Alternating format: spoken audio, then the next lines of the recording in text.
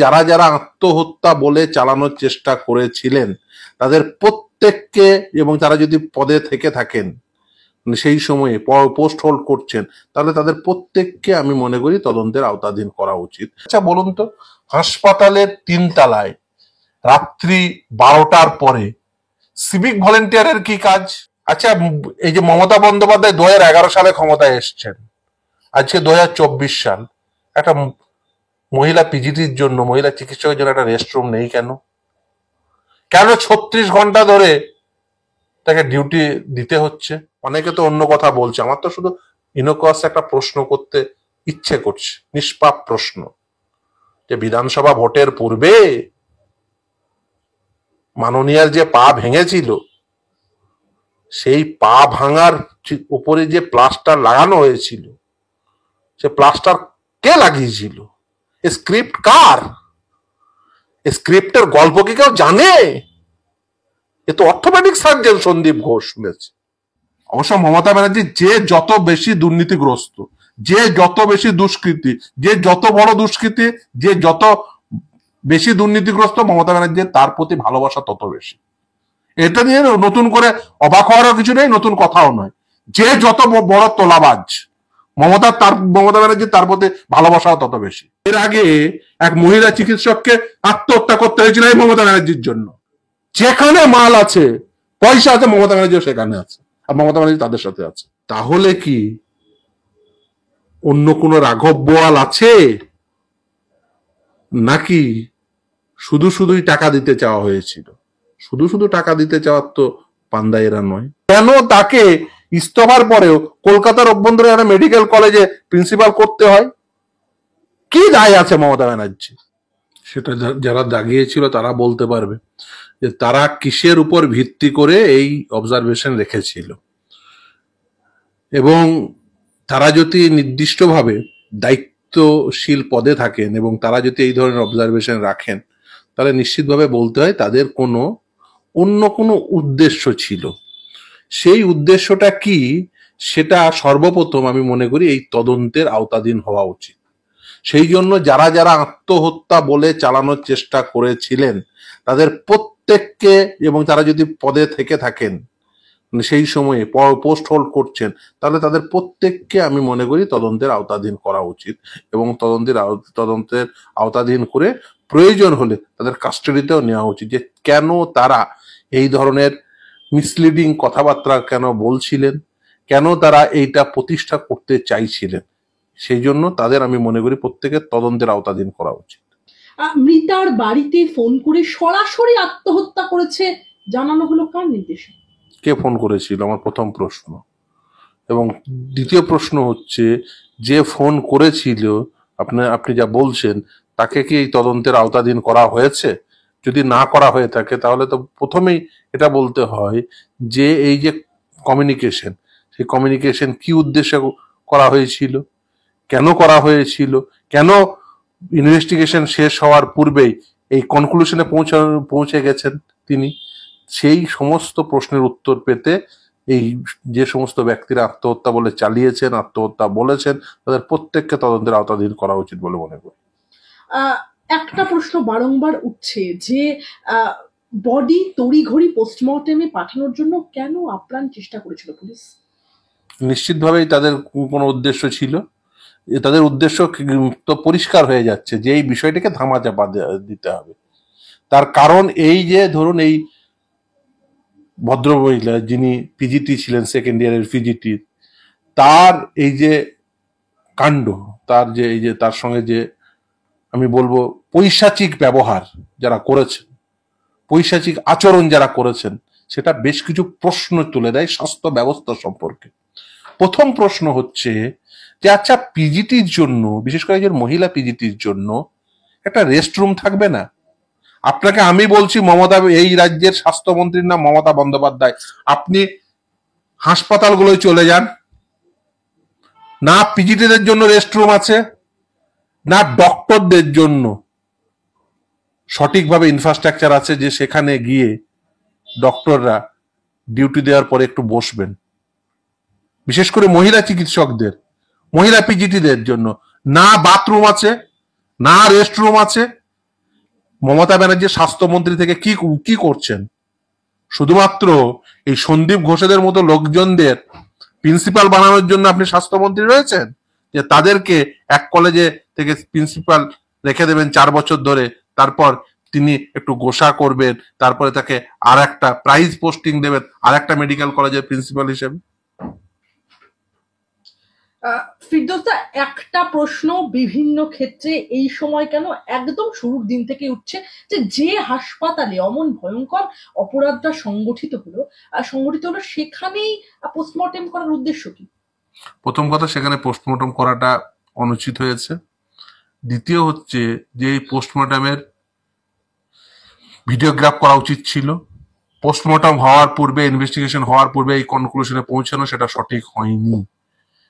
এবার আসছে এর কারণগুলোতে। এই কারণগুলো যদি আপনি বিশ্লেষণ করে তাহলে দেখবেন, এক, যে স্বাস্থ্য পরিষেবা, স্বাস্থ্য ব্যবস্থার সঙ্গে যুক্ত যে বিভিন্ন দালাল চক্র, স্বাস্থ্য ব্যবস্থার সঙ্গে এই যে একটা র্যাকেট তৈরি হয়েছে, সেগুলো উন্মোচিত হয়ে যাবে একটার পর একটা। আচ্ছা বলুন তো, হাসপাতালের 3 তলায় রাত্রি 12টার পরে সিভিক ভলেন্টিয়ারের কি কাজ?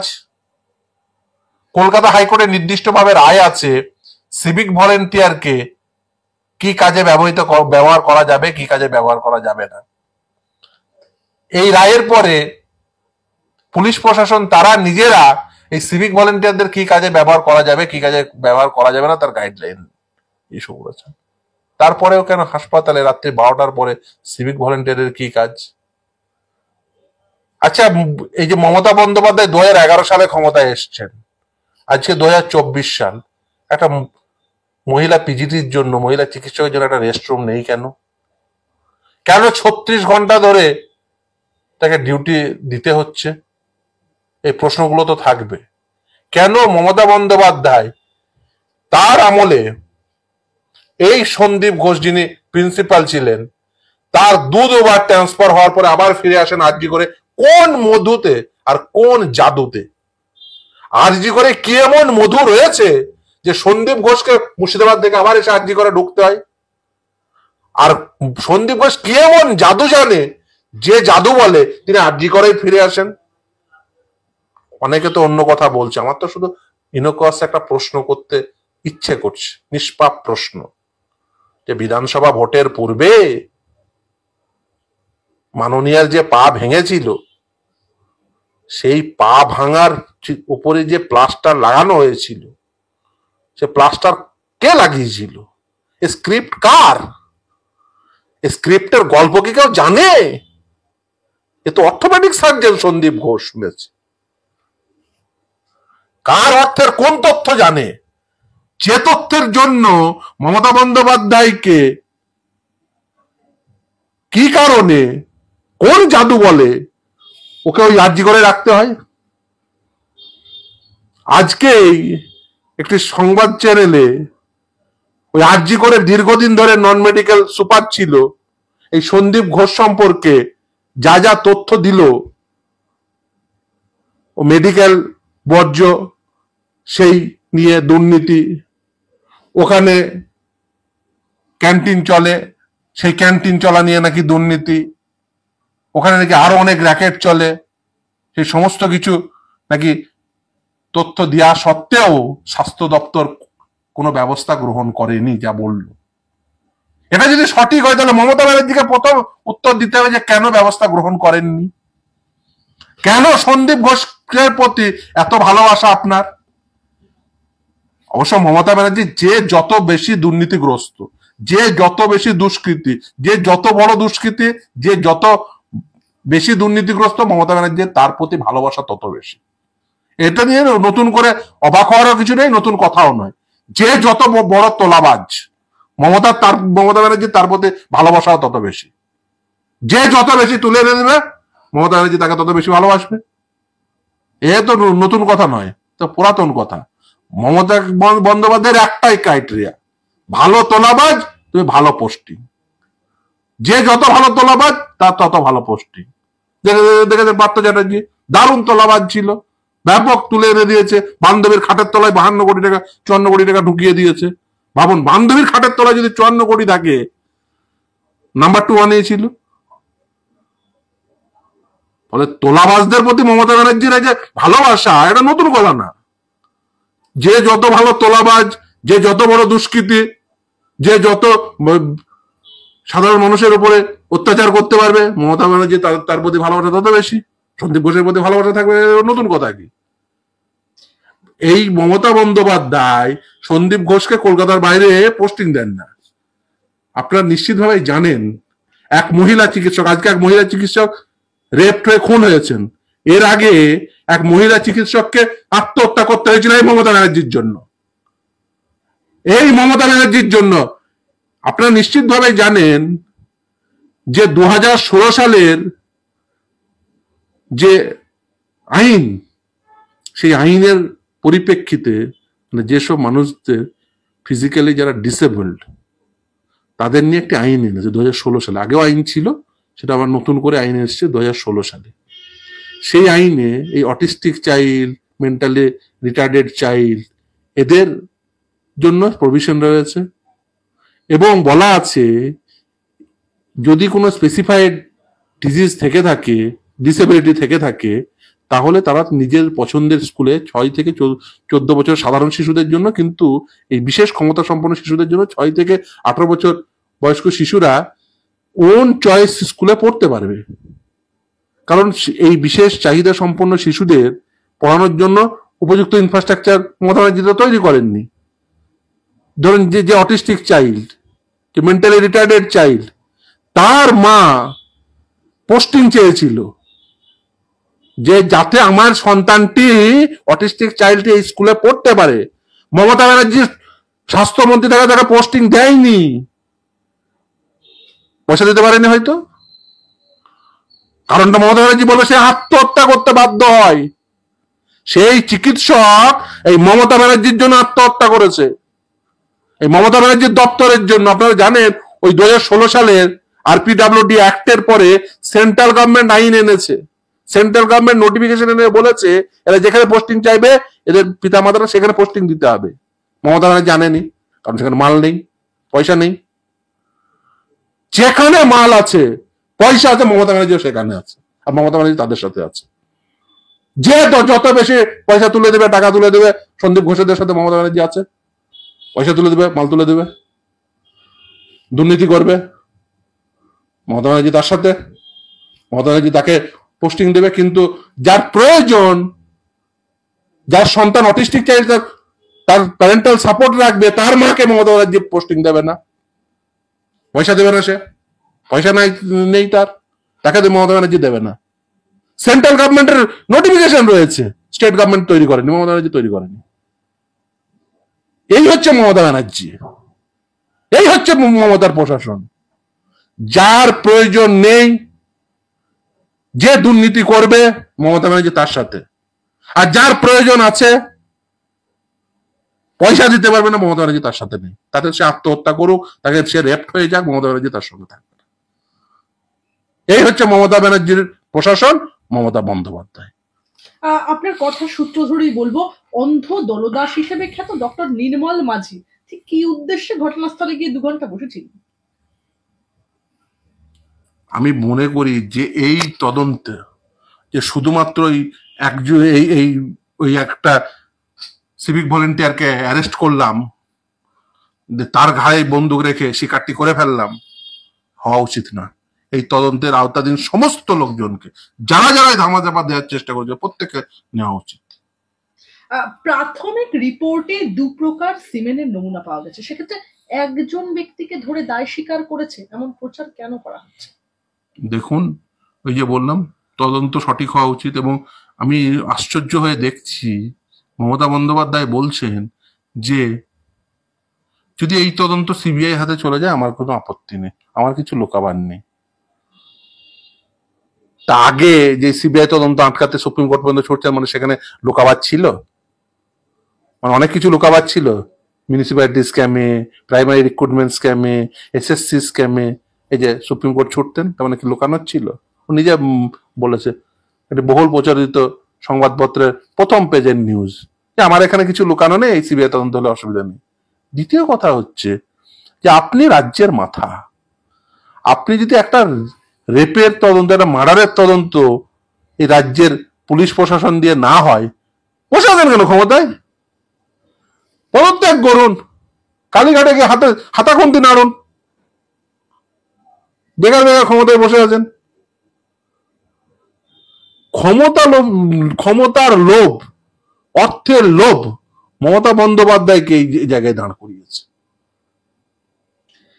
ফিরদৌসদা, যে সেমিনার হল, সেই সেমিনার হলে তো খুব বেশি আসবাবপত্র নেই, যথেষ্ট বড় জায়গা, সেখানে একটা হেডফোনের তার আবিষ্কার করতে পুলিশের 24 ঘন্টা লাগলো কেন? দেখুন, আমি মনে করি এই রাজ্যের পুলিশ এবং কলকাতা পুলিশ বিশেষ করে তারা যথেষ্ট পারদর্শী, যদি না কোনো প্রকার ইন্টারভেনশন হয়, এবং তারা তদন্ত করার জন্য যথেষ্ট সক্ষম। যদি এই ধরনের মন্তব্য আসে বিভিন্ন কর্নার থেকে, যেটা আত্মহত্যা, তাহলে স্বাভাবিকভাবেই এই ধরনের বিষয় আসবে। 24 ঘন্টা কেন, 48 ঘন্টাও লাগতে পারে, তার থেকেও বেশি লাগতে পারে। আর আমি মনে করি না এই যা যা পড়ছি যে সংবাদপত্রে, যা যা দেখছি, তাতে এই তদন্ত ওই একজন সিভিক ভলেন্টিয়ারে শেষ হওয়া উচিত। এই স্কেল এবং যা যা উঠে আসছে, এই তদন্তে অনেককেই এই তদন্তের আওতাধীন করা উচিত, এবং বিশেষ করে এই প্রিন্সিপালটিকে তো বটেই, যিনি বর্তমানে অন্য একটি কলেজের প্রিন্সিপাল হিসেবে তাকে সরকার অ্যাপয়েন্টমেন্ট দিয়েছে। আমি বুঝতে পারছি না কেন, কোন স্বার্থে তাকে এইভাবে এই রিজাইন দেওয়ার সুযোগ করে দেওয়া হলো। একটাই কারণ, সকলেই বুঝতে পারছেন যে অন্য কোনো রহস্য লুকিয়ে আছে। এর রহস্য আবার প্লাস্টার রহস্য না হয়ে যায়, পা ভাঙার প্লাস্টার রহস্য। পুলিশের পক্ষ থেকে বলা হচ্ছে ধৃত নাকি নেশাগ্রস্ত মানুষ, বিকারগ্রস্ত মানুষ। তাহলে অসুস্থ মানুষের পক্ষে একটা 31 বছরের মেয়ের ওপর আঘাত করা কি সম্ভব? সেই প্রশ্নটা থেকেই যায়, কি বলুন? আমি ধরে নিলাম বিকারগ্রস্ত মানুষ, অসুস্থ মানুষ। হাসপাতালের 3 তলায় গেল কি করে অসুস্থ মানুষ, বিকারগ্রস্ত মানুষ? হাসপাতালের 3 তলায় সেমিনার রুমে কি কাজ ছিল? যদি আমি তর্কের খাতিরে ধরে নিই যে তিনি বিকারগ্রস্ত অসুস্থ মানুষ, তা বিকারগ্রস্ত মানুষের হাসপাতালের 3 তলায় পৌঁছলো কি করে? হাসপাতালে গার্ড ছিল না কেন? দ্বিতীয় প্রশ্ন হচ্ছে, কেন একজন মহিলা পিজিটিকে সেমিনার রুমে রেস্ট নিতে হচ্ছে? আপনি এখনো খোঁজ নিয়ে দেখুন রেস্ট রুম আছে কিনা। আপনি যে কোনো দিন এই ক্যামেরা নিয়ে চলে যান হাসপাতালগুলোতে, যে মহিলা চিকিৎসক, মহিলা পিজিটি, তাদের জন্য কি ব্যবস্থা রয়েছে ডিউটিরত অবস্থায় তাদের রেস্ট নেওয়ার জন্য। অমানবিক পরিশ্রম করছে, টানা 24 ঘন্টা 36 ঘন্টা করে ডিউটি করছে, রেস্ট লাগবে না? একটা রেস্টরুম তৈরি করে দিতে পারেন না? শুধু টাকা নিয়ে মৎসব করবেন? একটা রেস্টরুম করতে ক টাকা খরচা, এই দিনটা দেখতে হতো না? বাঙ্ক বেড তৈরি করতে ক টাকা খরচা? একটা ঘর করে বাঙ্ক বেড তৈরি করে দিলে, যেখানে হয়তো মহিলা চিকিৎসক, 3 জন মহিলা চিকিৎসক থাকবেন, রেস্ট নেবেন। করবেন না, ওই টাকাটা নিয়ে মমতা ব্যানার্জি ফুর্তি করবে, রেড রোডে বসে ফুর্তি করবে। রেড রোডে বসে ফুর্তি করার টাকা আছে, কিন্তু একটা রেস্টরুম, মহিলাদের জন্য রেস্টরুম, মহিলা চিকিৎসকের জন্য একটা রেস্টরুম তৈরির পয়সা নেই, ওর ফুর্তি করার পয়সা আছে। আমি বসে থাকবো মহারানীর মতো, সামনে সব নাচানাচি করো, সে পয়সা মমতা ব্যানার্জির আছে, সরকারের এই পয়সা আছে, কিন্তু ওই সরকারের এই পয়সা নেই এই সরকারের যেন মহিলাদের জন্য রেস্টরুম তৈরি করে দেবো। ফিরদৌসা, 11 জনের প্রাথমিক তদন্ত কমিটিতে অধিকাংশই সন্দেহভাজন এই মুহূর্তে, আর যেহেতু তারা ঘটনার সময় ডিউটিরত ডাক্তার ও ইন্টার্ন, এমন তদন্ত কমিটির মানে কি? দেখুন, আমি মনে করি এই তদন্ত, যা এই অন্তত পক্ষে এই তদন্ত ইম্পার্শিয়াল হওয়া উচিত, যে কোনো তদন্ত ইম্পার্শিয়াল হওয়া উচিত।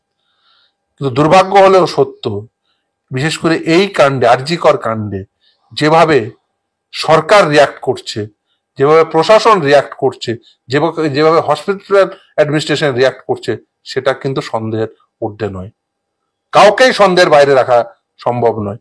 ফলে এর সঠিক তদন্ত হওয়া উচিত, এবং আমি মনে করি যে এই তদন্ত যদি সঠিক না হয় তাহলে কিন্তু ভবিষ্যতে মহিলাদের জন্য আরো বিপদ বাড়বে। আপনি ভাবুন, হাসপাতালের অভ্যন্তরে যদি এই ঘটনা হয় এবং তার যদি সঠিক তদন্ত না হয়, অপরাধীরা যদি ধরা না পড়ে, অপরাধীদের যদি শাস্তি না হয়, তাহলে মানুষ যাবে কোথায়? এবং দুর্ভাগ্য হলেও সত্য, মমতা বন্দ্যোপাধ্যায়ের আমলে মানুষের যাওয়ার কোথাও জায়গা নেই। এই ল অ্যান্ড অর্ডার যেহেতু স্টেট সাবজেক্ট, মমতা বন্দ্যোপাধ্যায়ের অপারগতা, তার সীমাহীন লোভ, তার সীমাহীন দুর্নীতি পরায়ণতা আজকে প্রশাসনকে, আজকে সাধারণ মানুষকে এই জায়গায় ঠেলে দিয়েছে। ফিরদৌসা, আমার এবারের যে প্রশ্নটা সেটা হলো, আমরা ইতিমধ্যেই শুনতে পাচ্ছি, একদম খবর আসছে বিভিন্ন মহল থেকে, সেটা হলো এই যে আরজি করের পিজিটি, এই যে তরুণী ডাক্তার ধর্ষণ এবং খুনের পর পুলিশের বিরুদ্ধে ভয়ঙ্কর অভিযোগ রয়েছে যে টাকা দিয়ে মুখ বন্ধ করার চেষ্টা পুলিশের। জয়েন্ট প্ল্যাটফর্ম অফ ডক্টরসে অভিযোগ এই তরুণীর বাবা মায়ের, এবং দাবি জেপিডির যুগ্ম সম্পাদক সুবর্ণ ঘোষ। এই অভিযোগ এর আগেও নিশ্চিতভাবে আপনারা শুনেছেন আনিস খান কাণ্ডে, এই অভিযোগ শুনছেন আবার এই কাণ্ডে। আসলে এই অভিযোগ তখনই আসে যখন দেখবেন যে কোনো মাথা যুক্ত বা পুলিশের কোনো লোক যুক্ত। আনিস খান কাণ্ডে কি দেখেছেন? এই অভিযোগ এসছিল, সেম অভিযোগ এলো এখানে। এখন প্রশ্ন হচ্ছে যে কেন মুখ বন্ধ করে দেওয়ার জন্য টাকা অফার করতে হচ্ছে? তাহলে কি অন্য কোনো রাঘব বোয়াল আছে, নাকি শুধু শুধুই টাকা দিতে চাওয়া হয়েছিল? শুধু শুধু টাকা দিতে চাওয়ার তো পান্ডা এরা নয়। অতএব রাঘব বোয়াল কে বা কারা, সেটা তদন্ত করে বের করতে হবে। পুলিশকে এই পুলিশের এইরকম ব্যবহার, সেখানে এই পুলিশকে ডেডলাইন দিলেন মুখ্যমন্ত্রী, রবিবারের মধ্যে কিরানা করতে হবে, না পারলে সিবিআই কে দিয়ে দেবো, তিনি বলছেন। ও তো ওই সিবিআই কে দিয়ে দেবো বলে ও তো ঘাট থেকে দায় নামাতে চাইছে। ও তো পাশে বাংলাদেশের হাসিনা দেখেছে, বাংলাদেশের হাসিনা দেখেছে ছাত্র আন্দোলনের ফলে ফলে ও দেখছে কত করে ঘাট থেকে দায় নামাবো। শব্দ ঘটিয়েছে মমতা বন্দ্যোপাধ্যায় আমলে এই সমস্ত কিছু ঘটেছে। মমতা বন্দ্যোপাধ্যায়ের অপারগতা, দুর্নীতি পরায়ণতা এবং তার যে অকর্মণ্যতার জন্য, এবং তার সমস্ত কিছুর পিছনে এই যে ভোট পলিটিক্স দেখা, এই যে ধরুন রেস্টরুম না তৈরি করা, কেন তৈরি করেননি? কেন সিভিক ভলেন্টিয়ারকে দিয়ে ওই হাসপাতালের অভ্যন্তরে কাজ করান? কেন সিভিক ভলেন্টিয়ার হাসপাতালের 3 তলায় যাবে? এই প্রশ্নগুলো থাকবে না? মমতা বন্দ্যোপাধ্যায় দেখছে সমস্ত প্রশ্নগুলোই আমার দিকে ইন্ডিকেট করছে, এবং ছাত্র আন্দোলন শুরু হয়েছে। পাশের হাসিনার পরিণতি দেখেছে, এখন ভয় পাচ্ছে। সেই জন্য এখন চাইছে ঘাট থেকে দায় নামিয়ে দেবো, সিবিআই করে ঘাট থেকে দায় নামিয়ে দিব, ও বাবা সিবিআই যা করবে করবে। কিন্তু ওই সিবিআই করে ও ঘাট থেকে দায় নামাতে পারবে না। আমি মনে করি এই যা যা অভিযোগ উঠে আসছে, এই সন্দীপ ঘোষের বিরুদ্ধে যা যা অভিযোগ উঠে আসছে, এই ভদ্রমহিলার যে রেপ এবং তারপরে মার্ডার, সেই পরিপ্রেক্ষিতে যা যা অভিযোগ উঠে আসে সমস্তটা তদন্ত হওয়া উচিত, এবং আমি মনে করি কোর্ট মনিটর তদন্ত হওয়া উচিত।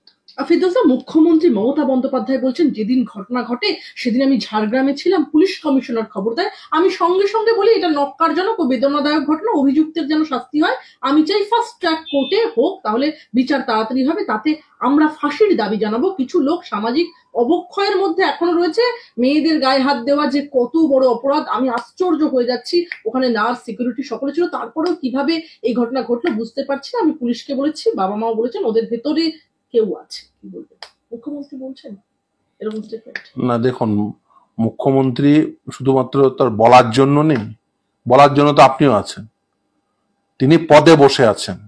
তাকে বলার জন্য কেউ রাখেনি ওখানে, তাকে করার জন্য রাখা হয়েছে। করেছেনটা কি? মহিলার জন্য, মহিলা পিজিটির জন্য রেস্টরুম করেছেন? আজকের দিন পর্যন্ত করেছেন? আজকের দিন পর্যন্ত সন্দীপ ঘোষ তো প্রাইজ পোস্টিং পায়, প্রাইজ ট্রান্সফার পায়। আজকের দিন পর্যন্ত মহিলা চিকিৎসকদের যাতে সঠিক জায়গায় পোস্টিং পায়, সঠিক জায়গায় তারা যাতে কাজ করতে পারে উপযুক্ত পরিবেশে, সেটা অ্যাসিওর করেছেন? করেননি। আপনি স্বাস্থ্যমন্ত্রী হিসাবে আপনি জানেন না চিকিৎসকদের ট্রান্সফার নিয়ে কি হয়, কত লক্ষ লক্ষ টাকা তোলা আদায় হয়, সেই তোলার ভাগ কে পায়? আপনি জানেন না? কচি খোকি আপনি, কিচ্ছু জানেন না।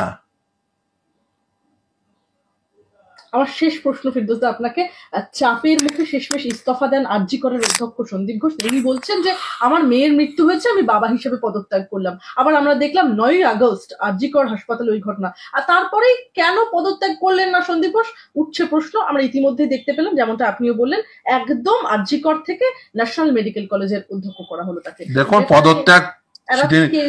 পদত্যাগ করেননি তিনি, বেসিক্যালি পদত্যাগ করার তাকে সুযোগ দেওয়া হয়েছে।